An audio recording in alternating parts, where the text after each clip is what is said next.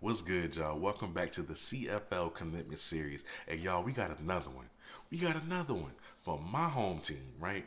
South Carolina State. But y'all know that. Y'all know that. So, South Carolina State just got a dynamic running back by the name of Dimitri Simmons. But before we get into him, let me just say this. South Carolina State is gearing up to be the new kings of the MEAC on a consistent basis yearly. They're gearing up for it. And I love how they're going about it. I love this recruiting class so far. Every single piece that they have signed and put together, I think this could be a very, very good class for South Carolina State. I mean, I think this squad, this class so far is looking like they could make multiple runs at the Celebration Bowl, but that's way too far ahead right now. It's just me. It's just me being a little hype, right? So, if you would like to donate to the channel, you could do so right here. I will put that picture up through Cash App. Anything you give is greatly appreciated. I really do appreciate you. Keep in mind, I have a live coming for a preview for South Carolina State and why they shouldn't be slept on for the Celebration Bowl. Next week, it is going to be me and Mr. Derek Tucker himself, right, from South Carolina State. I know a lot of y'all know him. He's an insider. You know, he a journalist. You know, he kind of talks about a lot of things that goes on with South Carolina State. I follow him. He's very informative on a lot of things. So he's gonna be on the live with me as well next week. I'll drop that time and update y'all on the information soon to let y'all know. But I just want to put y'all on game. It's coming next week for sure. A lot is gonna be happening next week. But yeah. So let's get into Dimitri, right? So Dmitry Simmons is a 6 foot, 170 pound running back from Goose Creek. Shout out to Goose Creek. They put out talent. I remember playing them in high school. Them boys was a no joke. Goose Creek is a great program. Now, this man is an all-state running back, right? He has back-to-back 7-5A Player of the Year. Back-to-back Player of the Years, right? He has 2,280 yards rushing and 28 touchdowns. Let me say that again. 2,280 yards rushing and 28 touchdowns. And the boy is very shifty. As a matter of fact, watching his tape, he reminds me of TJ Yeldon, the former running back for Alabama. I feel like his run style is similar. His build is kind of similar. He can catch out the backfield. He's real shifty.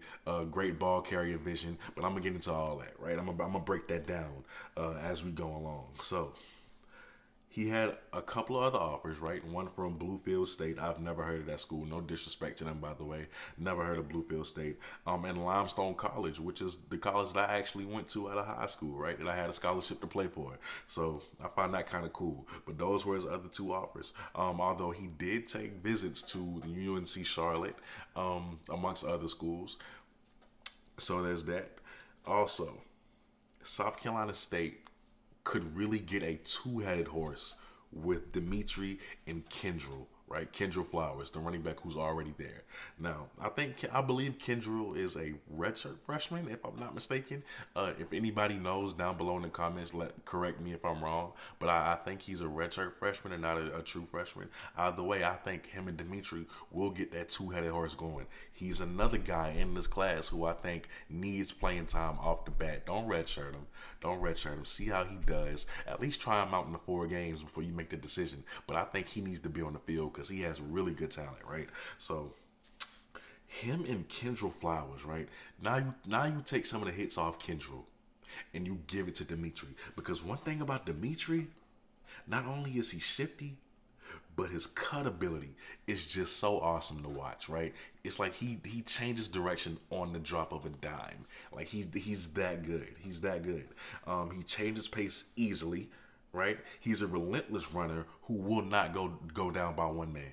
He will not go down by one man. He's a kid that you need to gang tackle. and you need to do it consistently. Like I said, really good vision, especially in between the tackles. It's like he sees the hole before it's even there.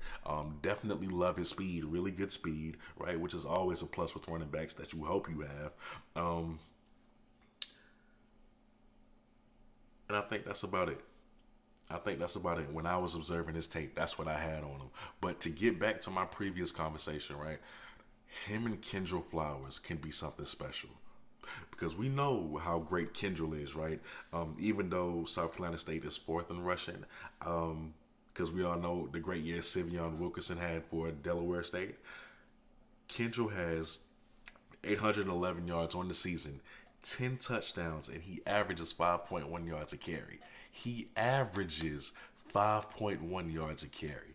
Now, if you take all those hits away from Kendrill and, you don't make him the primary bell cow anymore, if you split carries with him and Dimitri, kind of like what TCU did with Zach Evans and the other running back that he was with before Zach entered the transfer portal, I think South Carolina State could be even better. I think they could catapult to that number one spot, or at the very least number two. But I'm pretty sure they can catapult to that number one spot, especially now that Sivion Wilkerson is no longer in the MEAC. He's in the transfer portal. So South Carolina State has a prime opportunity to make this run last. Like, they could build, a little dynasty, like a little mini dynasty in the MEAC. Okay, they could really do it because right now nobody else in the MEAC is recruiting on their level. I'm willing to bet you that. Maybe Norfolk.